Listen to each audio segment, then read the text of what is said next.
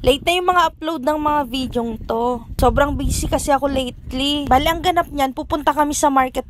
Kinali ko kasi sila Eya sa McDo Halloween party. Ang costume naman ni Lucas ay pumpkin. Samantalang ito namang si Eya, si Red Riding Hood. Bali, ang costume na yan, ginamit niya na rin sa school. Hindi ko na siya binilhan, gawa ng isang beses pa lang naman yan nasusuot. Habang papunta nga kami ng market, may nakasalubong kaming ice cream. Kaya ayan, binilhan ko na lang muna sila. Medyo malayo-layo rin kasi ang lalakarin namin para iwas muryo. Pagdating naman namin sa mall, 1 PM pa lang. Medyo maaga pa nung pagdating namin dito sa mall. Kaya pinag-trick or treat ko na lang muna si Eya at Lucas dito sa mga store. Nakakatuwa nga, ang daming batang naka-costume. Ang cute nila. Pero mas pinaka-cute talaga yung mga infant. Nakakatuwa talaga tong si Eya. Pag pinapasok mo sa store, walang hiya-hiya. Diretso agad. Ito sa una nilang pinag-trick or treatan, ang binigay sa kanila, mga balloons. Tuwan-tuwa si Lucas at Eya. Pero syempre, hindi lang si Eya at Lucas, lahat ng mga bata. Parang napaka-perfect to, itong balloons para sa trick or treat ng mga batang to. Pagkalabas nga ng store, mga ngiting tagumpay. Pagpunta naman namin dito sa Tribal, akala namin wala silang candy na ibibigay. Tinawag na lang sila nung sales lady. Actually, nakadami na kami ng store na napuntahan. Ang problema nga lang, wala nang maibigay na candy yung ibang store. Tuwa nang late na rin kami nakapag-trick or treat. Nakakaloka pa nga itong si Eya. Yung hindi siya nabibigyan ng candy sa store, nagsusumbong pa sa akin. Nakakahiya nga at naririnig pa ng mga sales lady. Pagdating naman namin dito sa kabilang store, nakasabay namin tong mga magpipinsa. Ang cute nga, pare-pareho sila ng costume. Buti nga nakaabot pa kami niyan. Last na kasi yung candy na binigay kay Lucas at Eya. Buti na lang talaga nakaabot kami. Kung hindi, malulungkot na naman si Eya. After naman namin mag-trick or treat, tumiretso kami dito sa department store. Bibili kasi ako ng stroller ni Lucas. Kawawa naman kasi tuwing umalis kami, naglalakad siya. Napapagod tsaka mahilig matulog yan. Kaya kahit 3 years old na siya, ibibili ko talaga siya ng stroller. Namili na lang ako ng medyo malaking stroller. Yung tipong pwede din si Eya. Then inialok sa amin ni Kuya itong kulay pula. Heavy duty na daw yan at pwede na dyan si Eya. Kaya yan na lang din ang binili ko. Medyo pricey nga lang. Pero okay lang kasi sa tingin ko naman worth it. After naman namin mabayaran yung stroller, dumiretso na kami dito sa McDo. Pagdating nga namin, madami ng tao. Pero hindi pa naman nag-i-start. Ito nga si Lucas parang manghang-mangha pa sa mga design. Ano kasi, first time niyan maka-attend ng party. Hindi rin naman pala nagtagal, pinakilala sila isa-isa. Saka kung ano yung costume nila. Pagkasunod lang tinawag ang pangalan ni Eya at Lucas, kaya sabay na sila. Pinapicturan ko na rin sila ng sabay. Dahil sa pagod na makipag-trick or treat siya mga yan, di ko na sila pinasali sa games. Buti na lang talaga, may dala kami lollipop. Kahit pa paano, nalilibang tong si Lucas. Paano ba naman gusto niya sumali sa game? Malamang, baka mapirat lang siya dyan. Malalaking bata na kasi yung mga kasali. Ito nga si Eya, mahilig sa games, hindi na sumali. Siguro napagod na rin. Bali, inantay na lang namin na iserve sa amin yung mga pagkain. Pagka-serve sa amin ng pagkain, laruan naman ang unang binuksan ni Eya. Partida, gutom na yan ha. Then habang kumakain naman kami, lumabas na tong si Grimmy. Nagsayaw-sayaw siya. Papapicture sana kami, kaso nga lang natatakot tong si Eya at si Lucas. Sayang, ang cute-cute pa naman ni Grimmy. Kahit anong pilit ko dito kay Eya at Lucas, ayaw talaga. Ito si Lucas, nagtatago pa nga sa likod ko eh. Alam mo naman kung kakainin siya ng buhay. Pagkatapos naman ng party, hindi na kami naglibot-libot sa mall niya. Umuwi na rin kami kaagad. Pag-uwi nga namin, sinakay na namin ng stroller si Lucas. Ayaw na rin kasi niya talaga maglakad. Pagod na pagod na. Yun lang, share ko lang. Salamat.